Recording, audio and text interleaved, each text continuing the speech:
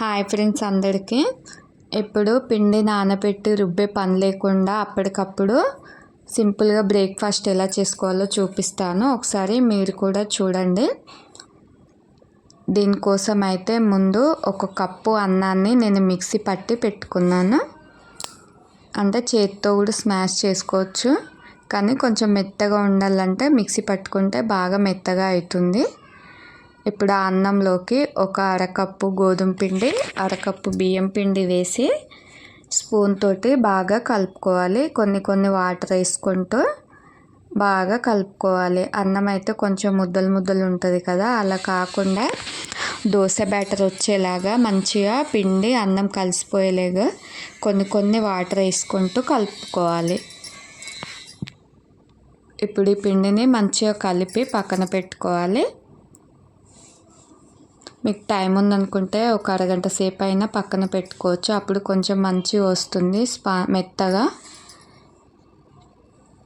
ఇలా కలుపుకొని పిండి పక్కకు పెట్టుకొని ఇప్పుడు ఇందులో కావాల్సినవి కట్ చేసుకుందాం. ఇందులోకైతే ఒక క్యారెట్, ఒక మీడియం సైజు ఉల్లిగడ్డ, 2 పచ్చిమిర్చి, కరివేపాకు, కొత్తిమీర కట్ చేసుకోవాలి. వీలైనంత సన్నగా కట్ చేసుకొని పెట్టుకోవాలి. క్యారెట్ అయితే తురుముకుంటే మంచి సన్నగా వస్తుంది. క్యారెట్ తురుముకున్న తర్వాత ఉల్లిగడ్డలు కూడా కట్ చేసుకోవాలి. ఇవి కట్ చేసి పక్కకు పెట్టుకొని మనం ముందుగా కలిపి పెట్టుకున్న పిండిని తీసుకోవాలి.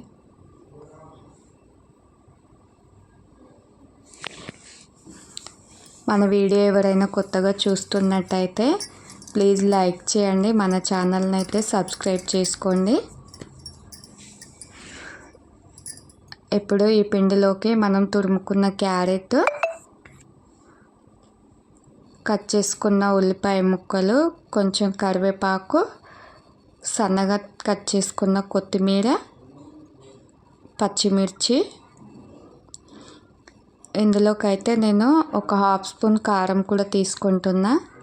కారం వేసుకుంటే కలర్ కూడా కొంచెం మంచిగా వస్తుంది. చట్నీ లేకున్నా కూడా అలాగే తినేసేయచ్చు.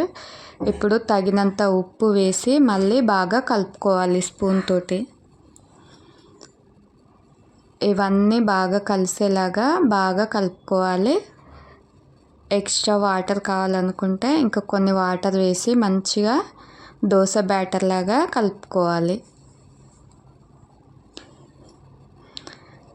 గట్టిగా ఉంటే దోశలు మంచిగా రావు. మంచిగా కొంచెం లూజుగా వాటర్ వేసుకుంటూ కలుపుకొని పక్కన పెట్టుకోవాలి.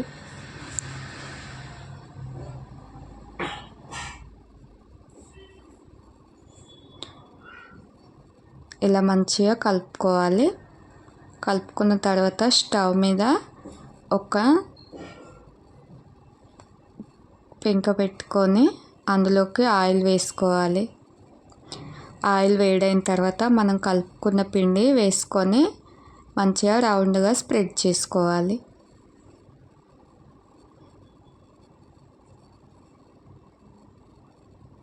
ఇలా రౌండ్గా చేసుకొని కొంచెం మందంగా వేసుకోవాలి. బాగా పల్చగా వేసుకుంటే విరిగిపోతాయి.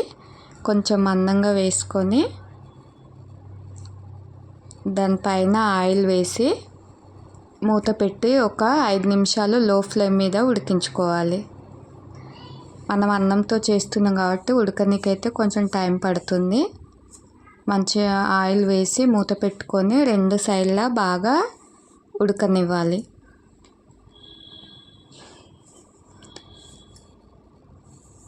ఇలా 2 సైడ్లా ఉడికినాక మంచిగా తీసేసుకోవడమే. చూసారు కదండి, చాలా బాగా వచ్చింది. ప్లీజ్ మన ఛానల్ని అయితే సబ్స్క్రైబ్ చేసుకోండి.